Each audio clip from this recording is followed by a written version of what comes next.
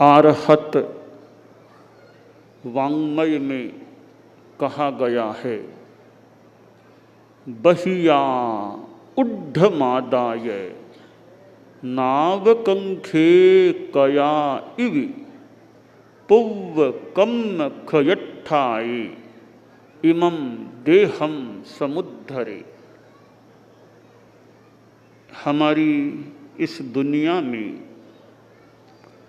जन्म होता रहता है। एक दिवस को आदमी अपना जन्म दिवस मान लेता है, मानने वाला बात सही भी है, परंतु अनंत जन्म दिवस हर आत्मा के हो गए होंगे, अनंत जन्म दिवस हो गए होंगे। वो हमें याद रहें न रहें, ज्ञात हों अथवा न हों, पर सिद्धांत है अनंत बार तो जन्म ले लिया है, तो यानी अनंत जन्म दिवस हमारे हो गए हैं। परंतु अतीत के तो याद प्रायः नहीं रहते होंगे, पूर्व जन्म में प्रायः विस्मृत हो जाते हैं। और विस्मृत क्यों हो जाते हैं कि यह जो स्थिति बनती है, पिछले जन्म में जब मृत्यु होती है उस समय ऐसी स्थिति बनती है, ऐसी कोई मूर्छा का सा आवरण आ जाता होगा कि पटाक से वो एक अध्याय मानो संपन्न हो गया, जीव दूसरी योनि में चला जाता है, अगले जन्म में चला जाता है और पिछले जन्म की स्मृति पर मानो आवरण सा आ जाता है। कई बार वो आवरण दूर भी हटता है और पिछला एक जन्म या अनेक जन्म सामने भी आ जाते हैं। तो यह जन्म की परंपरा चल रही है। हर जीव ने अनंत अनंत बार जन्म ले लिए हैं। अनंत जन्मों में जब मानव जीवन के रूप में जन्म होता है, वह बड़ा महत्वपूर्ण होता है। यूँ तो देवगति का भी अपना महत्व हो सकता है, देवों की आसाधना भी न हो, तो देवों की अपेक्षा भी एक दृष्टि से मानव जन्म ज़्यादा महत्वपूर्ण है, क्योंकि यह साधना, अध्यात्म की जो आराधना, उत्कृष्ट आराधना मानव जीवन में की जा सकती है, वह अन्य किसी जन्म में नहीं हो सकती। मोक्ष की प्राप्ति होती है वो इसी मानव जीवन से होती है, और किसी भी जन्म से मोक्ष की प्राप्ति नहीं हो सकती। इसलिए सारी योनियों में, सारे जन्मों में, इस संदर्भ में मानव जन्म बड़ा महत्वपूर्ण होता है। मानव जन्म मिल गया, अब मिलने के बाद हम इसका उपयोग क्या करते हैं, यह खास बात है। बाकी जन्म तो हो गया, समय बीत जाता है, पर मानव जीवन का हम क्या उपयोग करते हैं। जो व्यक्ति अध्यात्म की साधना करता है, संयम चारित्र की आराधना करता है, सम्यक ज्ञान सम्यक दर्शन की उपलब्धि कर लेता है, तो एक मानव जीवन कितना ज़्यादा सार्थक सफल हो जाता है। और अध्यात्म की साधना का अवसर मिलना विशेष बात होती है। निमित्तों का भी अपना महत्व हो सकता है। ऐसे निमित्त मिलते हैं कि आदमी को कोई अच्छा रास्ता मिल जाए। मेरी संसार पक्षिया माँ नेमा बाई थी, उन्होंने एक काम बड़ा संभवतः महत्वपूर्ण कर दिया कि मुझे साधु संतों के संपर्क से जोड़ दिया, मुझे साधु सतियों के पास ले जाकर उनके संपर्क में ला दिया।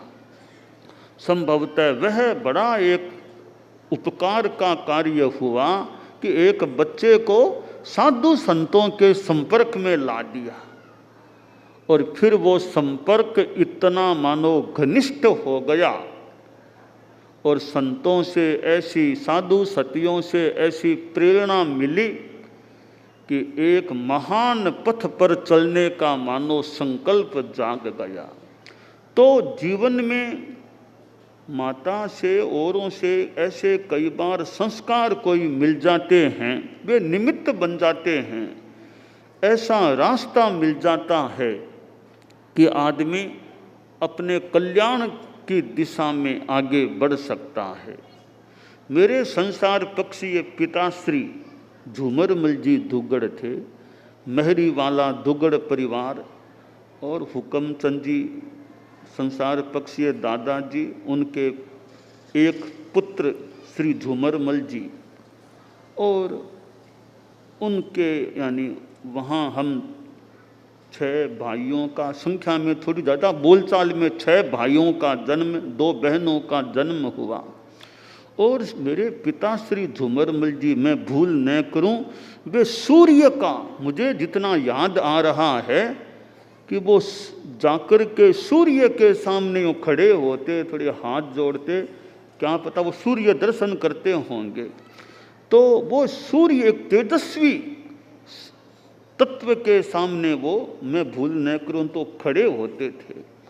और मुझे याद है बैठ करके माला फेरते, जब माला फेरा करते थे, जितनी स्मृति हो रही है। तो एक माता पिता को देखने से कोई भीतर में कुछ प्रेरणा, कुछ संस्कार उपलब्ध हो सकता है। और ये योग है माता पिता का, किसको कितना साया मिले। मुझे संसार पक्षीय पिताश्री का लंबा साया नहीं मिला, मैं लगभग 7 वर्ष का था तभी उनका देहावसान हो गया था। और मुझे स्मृति है उनके देहावसान के आसपास के समय की स्थितियों की भी मुझे स्मृति है। और तो वो योग है, पिता का साया लंबा ज़्यादा किसी को मिले किसी को न मिले। तो मुझे लगभग जब 7 वर्ष का था तभी संसार पक्षीय पिताश्री का साया उठ गया था। और फिर दादाजी संसार पक्षीय उस समय विद्यमान थे, यानी दादा के, यानी उन पिता के सामने बेटे का जाना, दादाजी विद्यमान थे, उनके सामने उनके बेटे का वियोग हुआ था।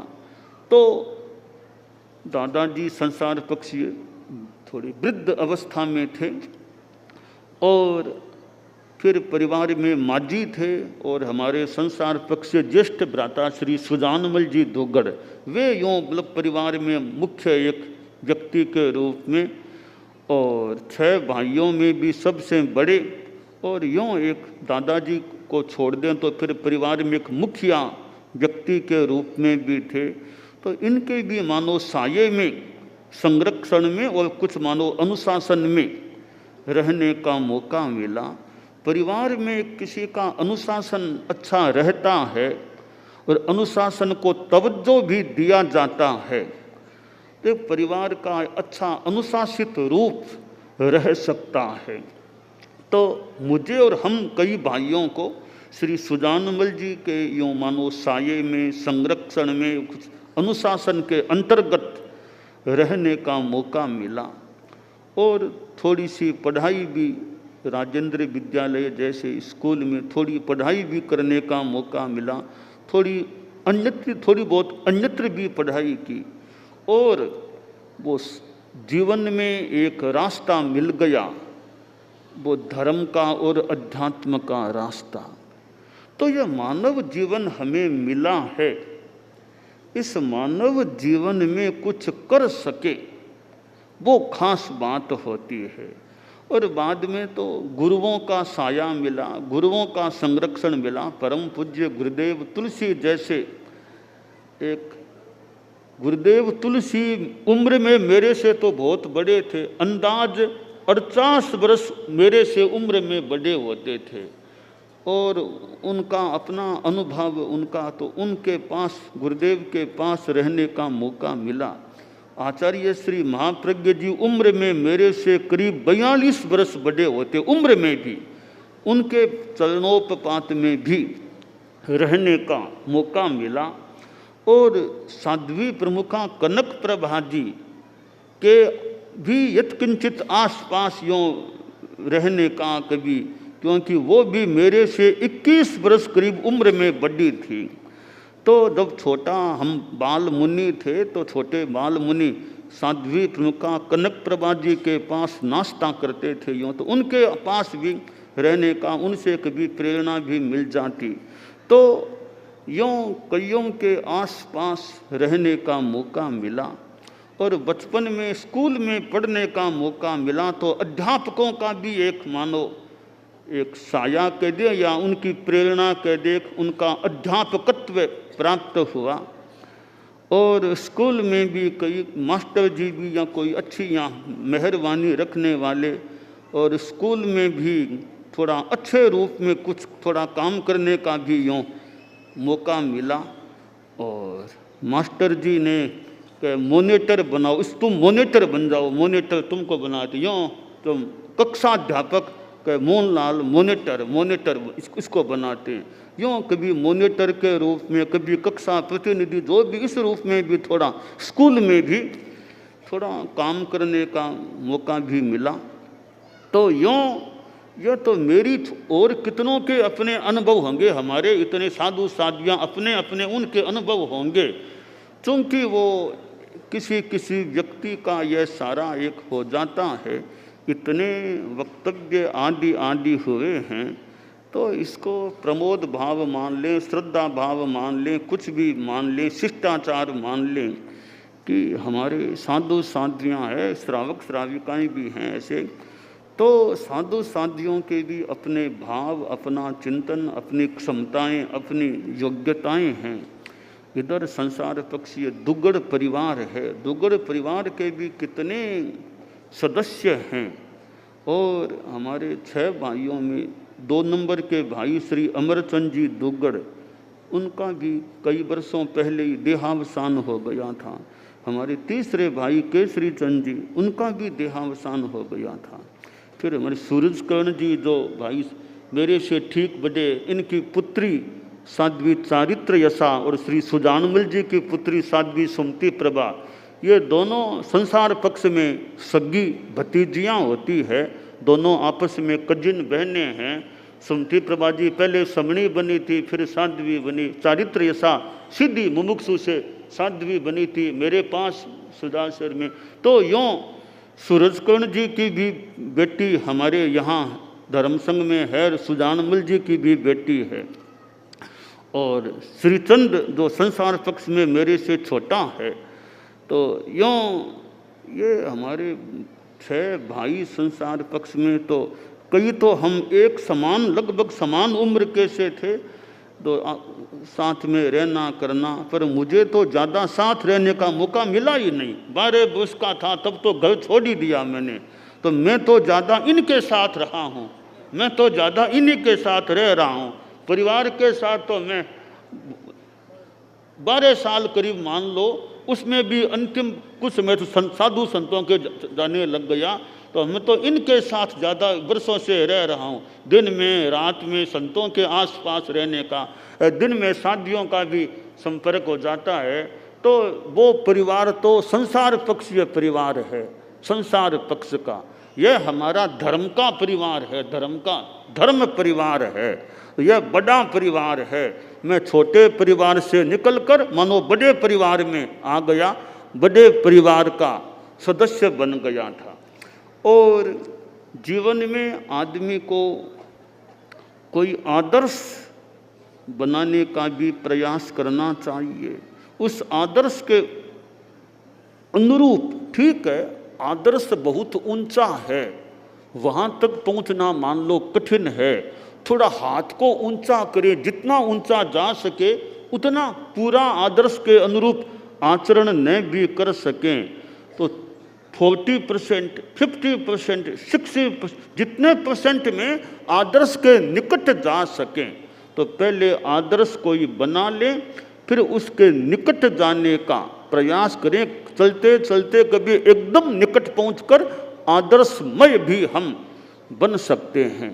तो जीवन में कुछ सिद्धांत आदर्श आदमी बना लेता है और उसको ध्यान में रखते हुए गति करता है, तो जीवन में अच्छा आदर्श है, उत्तम आदर्श है, तो अच्छी गति प्रगति भी हो सकती है।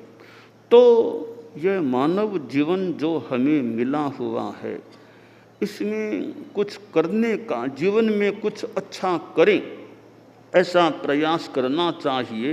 बाकी जन्म दिवस आता है और यह प्रमोद भाव कह दें, औचित्य प्रोटोकॉल आदि कई बातें हो सकती है कि जन्म दिवस के लिए इतना आयोजन किया जाता है, इतना कई लोगों का बाहर से भी आना हो जाता है और व्यवस्था करने वाले लोग भी अपने गांव में व्यवस्थाएं करते हैं, जुटाते हैं। तो यह एक औपचारिक भी इसे कहा जा सकता है, शिष्टाचार कहा जा सकता है, प्रोटोकॉल या उपयुक्त भी कहा जा सकता है। और कई हमारे बोलते हैं, उनको बोलने का, एक मानो तैयारी करने का, कुछ विकास करने का भी इस निमित्त से मौका मिल सकता है।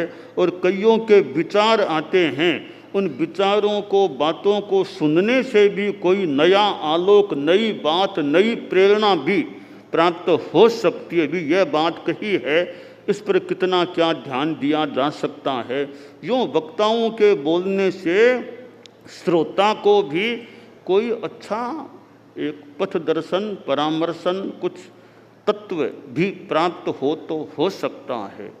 तो हमारा यह धर्म संघ है और जिसमें हम रह रहे हैं और जहाँ हमें साधना का, विकास का मौका मिलता है, तो हमारे साधु साध्वियाँ, समणियाँ, इधर श्रावक श्राविकाएँ हैं, इतनी संस्थाएं हैं, यह इतना हमारा एक धर्म संघ जो इतने कई अंगों वाला है, कितनी संस्थाएं हैं और संस्थाओं के द्वारा भी कार्य करने का प्रयास होता है।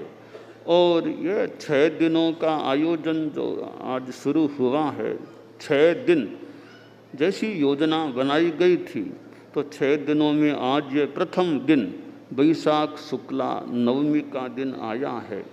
और यह एक हर आदमी का अपना जन्म दिवस होता है, तो जन्म दिवस मनाना ही है। तो कोई अगर प्रेरणा मिल जाए, प्रेरणा जाग जाए, तो एक अच्छी जन्म दिवस को मनाने की भी। बाकी जन्म दिवस तो सामान्य बात, जन्मना कोई बड़ी बात नहीं है। एक कीड़ा भी जन्म लेता है, चिंटी भी जन्म लेती है, जन्म लेना कोई बड़ी बात नहीं, सर्वसाधारण बात है, सर्वसाधारण, इसमें कोई विशिष्टता नहीं होती है। बड़े बड़े महापुरुषों ने भी जन्म लिया है, छोटे से छोटे प्राणियों ने भी इस दुनिया में जन्म लिया है। तो जन्म दिवस मनुष्यों को क्या, एक चिंटी का भी अपना जन्म दिवस होता है, एक वनस्पति काय का भी अपना जन्म दिवस होता है। जन्म दिवस तो मानो हर प्राणी का होता है, ऐसा प्रतीत होता है। पर किसी किसी का जन्म दिवस आयोजन के रूप में मनाया जाता है, हर किसी का जन्म दिवस बड़े आयोजन के रूप में नहीं मनाया जाता है। फिर भी खुद के लिए भी मेरा बर्थडे आज है, ऐसा बच्चों में और में लोगों में एक उत्साह भी, आज मेरा बर्थडे, जन्म दिवस है। तो बर्थडे, जन्म दिवस, दोनों में थोड़ा अंतर। बर्थडे अंग्रेजी का शब्द है, जन्म दिवस थोड़ा हिंदी का शब्द है। तो कोई सन दिनांकों के हिसाब से बर्थडे मना लेते होंगे, कई तिथि के हिसाब से मना लेते होंगे। तो जन्म दिवस में कोई बड़ी बात नहीं है, यह सर्वसाधारण चीज है, इसमें कोई वैशिष्ट्य नहीं होता है। बस जीवन में आदमी अच्छा पुरुषार्थ करने का प्रयास करे। दुनिया में आदमी भाग भरोसे न बैठे कि भाग में है सो हो जाएगा। भाग भरोसे बैठा रहने वाला अभागा आदमी होता है। इसलिए हमें भाग भरोसे नहीं बैठना चाहिए, कुछ करना चाहिए। कदम कदम आगे बढ़ाओ, कदम कदम आगे बढ़ने का प्रयास करो। बैठे निठल्ले मत रहो, कुछ करो जीवन में। कुछ करने का उत्साह रहे, अच्छी राह मिले, भीतर में चाह हो, अच्छी राह मिले, उत्साह जागृत रहे, कुछ आदमी करता रहे तो आदमी कहीं पहुंच भी सकता है और कुछ अपने जीवन में प्राप्त भी कर सकता है। तो हम सभी, यह जन्म दिवस तो सबका है, इसमें कोई बड़ी बात नहीं है, कोई ज़्यादा सार की बात भी शायद नहीं हो, परंतु ठीक है किसी किसी व्यक्ति का आयोजन के रूप में मना लिया जाता है। तो कितनों ने, आज तो पहला दिन है वैसे, अभिव्यक्तियाँ भी की है और अपने भाव प्रमोद भावनाक मंगल भावनाक ऐसे अर्पित भाव अर्पित किए हैं।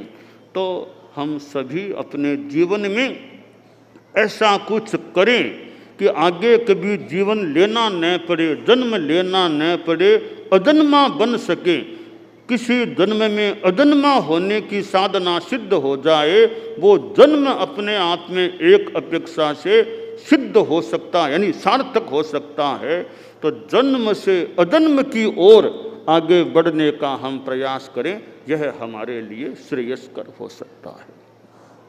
दानान सिद्धम अभयपयाणम सच्चे सुया अणवज्जं वयंती तवे सुया उत्तम बंभचेरम लोगुत्तमे समणेणाय पुत्ते।